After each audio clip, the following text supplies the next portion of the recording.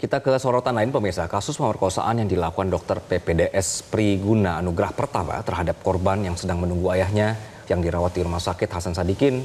Kasus ini bisa memicu ketidakpercayaan masyarakat atas keamanan di rumah sakit, khususnya di malam hari.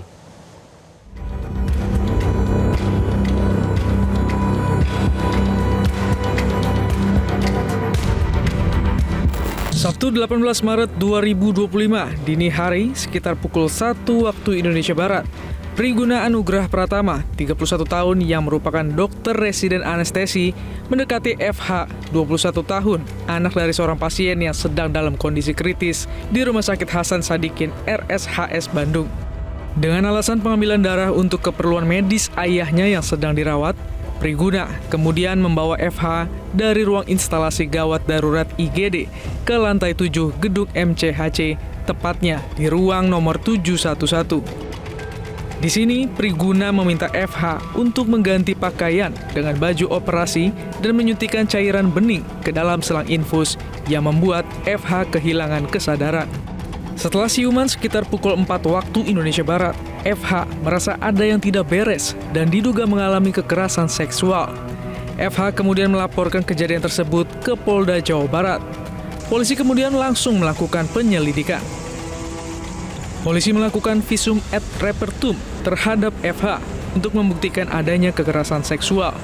Selain itu ditemukan jejak penggunaan obat-obat anestesi seperti propofol, fentanyl, dan midazolam di tubuh korban. CCTV rumah sakit dan keterangan saksi juga diperiksa untuk menguatkan dugaan. Berdasarkan pengumpulan bukti dan kesaksian, polisi menetapkan Priguna sebagai tersangka. Dalam penyidikan, Priguna mengakui perbuatannya, termasuk penggunaan obat untuk membius korban. Ia mengaku memiliki kelainan seksual atau somnofilia, yakni menyukai korban yang tidak sadar. Priguna merupakan dokter residen yang sedang menjalani program pendidikan dokter spesialis atau PPDS Anestesiologi Fakultas Kedokteran Universitas Padjadjaran. Ahli psikologi forensik menyebut tindakan perkosaan yang dilakukan Priguna Anugrah Pratama sudah direncanakan dengan matang. Saya simak bahwa otoritas kepolisian menemukan adanya alat kontrasepsi. Keberadaan alat kontrasepsi saya maknai bahwa inilah boleh jadi merupakan cara si pelaku untuk memastikan tidak ada barang yang tertinggal di tubuh korban. Itulah cara dia untuk menghindari resiko hukum. Sempurna sudah, target, insentif, sumber daya, dan resiko sudah terpikirkan dan sudah terkelola dengan maksimal di kepala yang bersangkutan, sehingga sekali lagi ini bisa dianggap sebagai perkosaan bukan impulsif tapi perkosaan terencana. Selain FH, penyelidikan mengungkap adanya 2 korban lain yang juga mengalami kekerasan seksual oleh Priguna.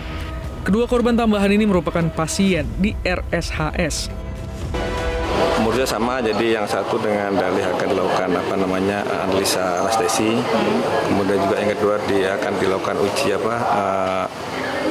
alergi terhadap obat bius, alasannya seperti itu. Kemudian korban dibawa ke tempat yang sama. Ini pasien atau keluarga pasien? Ini pasien. Ini modusnya sama atau gimana? Modusnya sama. Tempatnya sama ya? Tempat sama, hanya waktunya berbeda. Yang pertama tanggal 10 Maret, yang kedua tanggal 16 Maret. Priguna telah ditetapkan sebagai tersangka dan dijerat dengan pasal 6C Undang-Undang Nomor 12 Tahun 2022 tentang tindak pidana kekerasan seksual dengan ancaman hukuman penjara maksimal 12 tahun. Pihak kepolisian juga mempertimbangkan penambahan pasal terkait penggunaan obat-obatan untuk membius korban.